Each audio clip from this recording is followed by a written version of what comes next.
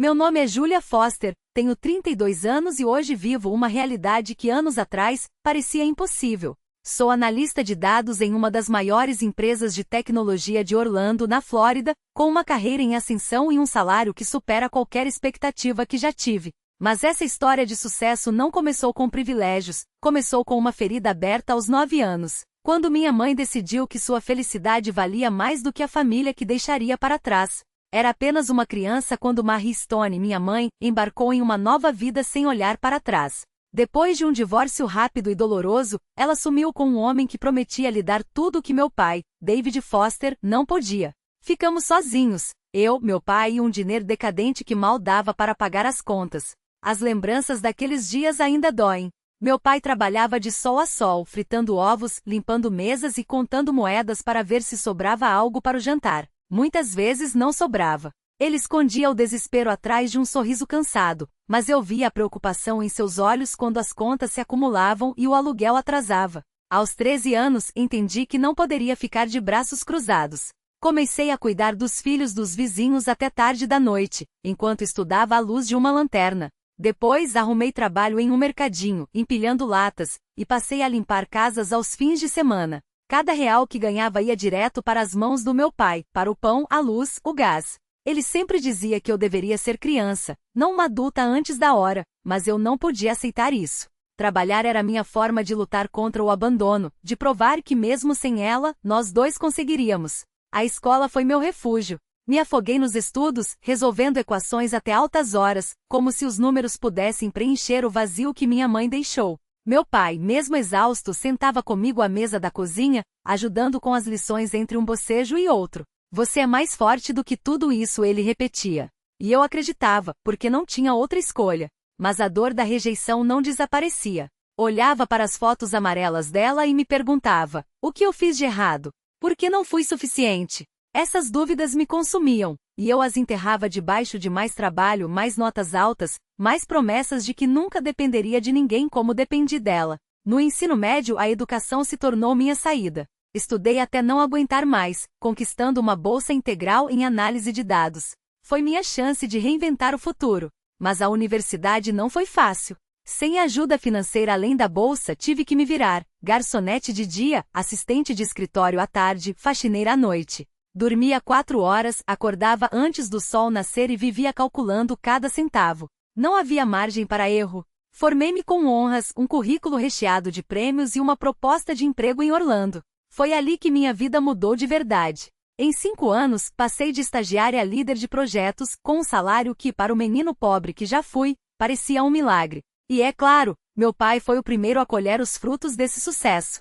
Todo mês, sem falhar, eu depositava uma parte do que ganhava na conta dele, para quitar dívidas, consertar o carro, trocar a geladeira quebrada. Ele resistia, dizendo que não precisava, mas eu sabia que no fundo, aquele dinheiro aliviava o peso que ele carregou sozinho por tanto tempo. Enquanto isso, minha mãe seguia sua rotina de cartões de aniversário frios, com frases genéricas que doíam mais do que um tapa. Feliz aniversário.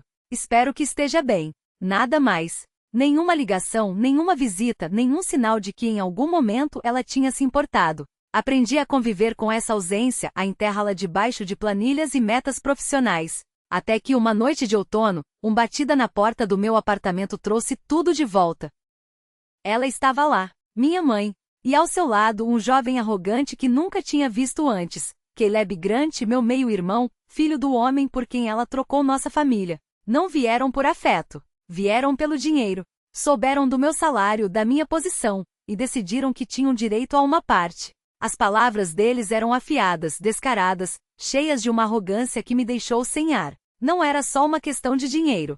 Era uma traição que reabriu cada cicatriz que eu achava que tinha cicatrizado. Até onde eles iriam para conseguir o que queriam? Que segredos esconderiam por trás daqueles sorrisos falsos? Eu estava prestes a descobrir. E essa descoberta colocaria à prova tudo o que eu achava que sabia sobre lealdade, sangue e o verdadeiro significado de família. Unhas cravando-se na minha pele como se pudesse me forçar a ficar. Você não vai simplesmente nos abandonar de novo, ela sibilou, a máscara de mãe carinhosa finalmente desabando para revelar o que sempre esteve por trás. Uma mulher acostumada a tomar o que queria sem perguntar, sem merecer. Eu a encarei. sentindo o peso de cada palavra não dita, de cada desculpa esfarrapada que ela tentará vender como verdade. Abandonar? Minha risada foi seca, quase um rosnado. Você nem sabe o significado dessa palavra. Você me abandonou quando eu ainda acreditava em contos de fada. Quando eu chorava no telefone esperando que só dessa vez você atendesse. Quando meu pai trabalhava até os ossos doerem para me dar o que você nunca se importou em oferecer. E agora você vem aqui com esse seu filho mimado, exigindo que eu suei para construir. Não, você não tem esse direito. Caleb se levantou, o rosto vermelho de raiva ou vergonha, impossível dizer. Você é uma ingrata, ele cuspiu, como se aquelas duas palavras pudessem resumir anos de ausência, de indiferença. A gente veio aqui te dando uma chance de fazer a coisa certa, e você prefere ser egoísta. Sua voz tremia, mas não de emoção. Era a fúria de um garoto que nunca ouviu um não na vida. A coisa certa?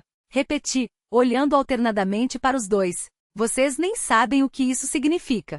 A coisa certa seria você, Caleb, arrumar um emprego de meio período como eu fiz aos 16.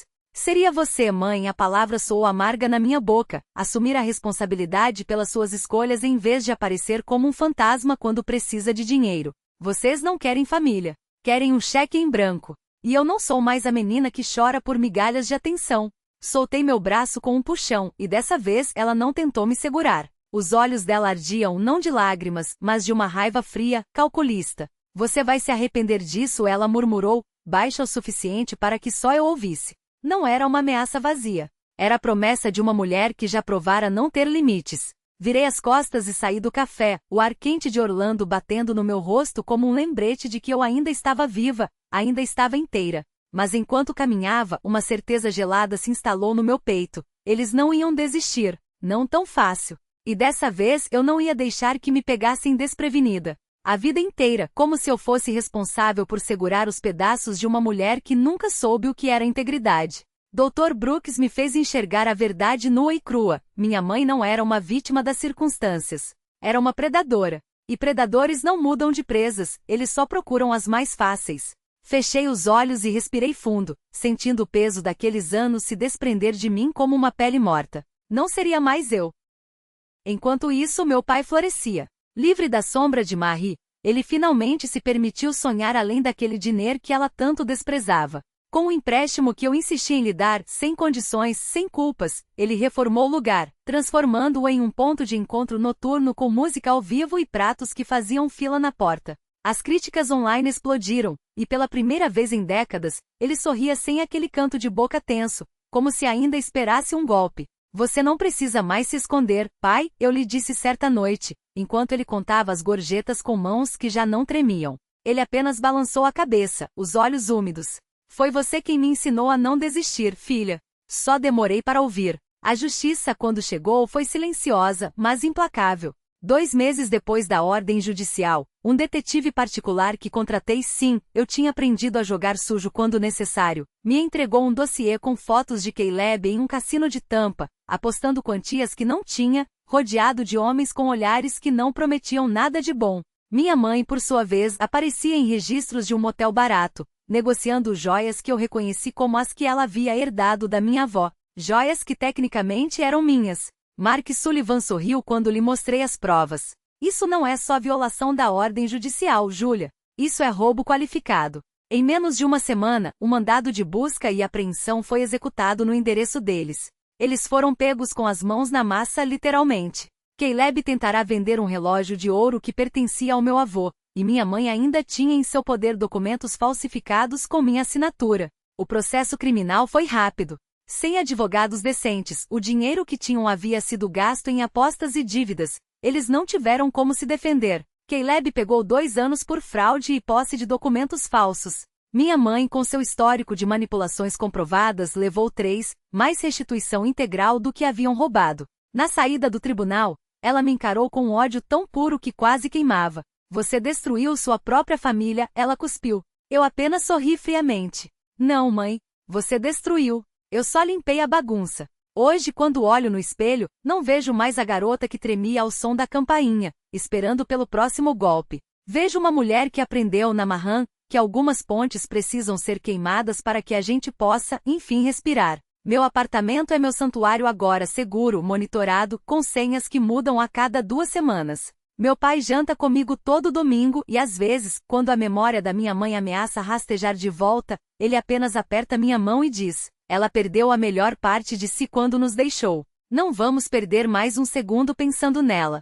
E ele está certo. Porque a vingança mais doce não foi vê-los cair, foi esquecê-los. Foi construir uma vida tão brilhante, tão inacessível a eles, que sua existência se tornou irrelevante. Eles queriam meu dinheiro? Tiveram que assistir de longe eu doá-lo para abrigos de mulheres vítimas de violência doméstica, ironia deliciosa. Queriam meu silêncio? Agora sou convidada para palestra em conferências sobre segurança digital, contando minha história como um caso de estudo em resiliência. Queriam me quebrar? Hoje eu durmo com a porta destrancada. Não por ingenuidade, mas porque pela primeira vez não tenho mais medo do que pode entrar. E então veio a revelação que me libertou de uma vez por todas. A ausência dela nunca foi sobre mim. Não era eu que não era suficiente, era ela que não teve coragem de ser mãe. As sessões de terapia foram meu espelho. Refletiram não uma criança defeituosa, mas uma mulher que, apesar de tudo, havia se reconstruído com as próprias mãos. Essa clareza doeu no início, mas curou como fogo cauterizando uma ferida.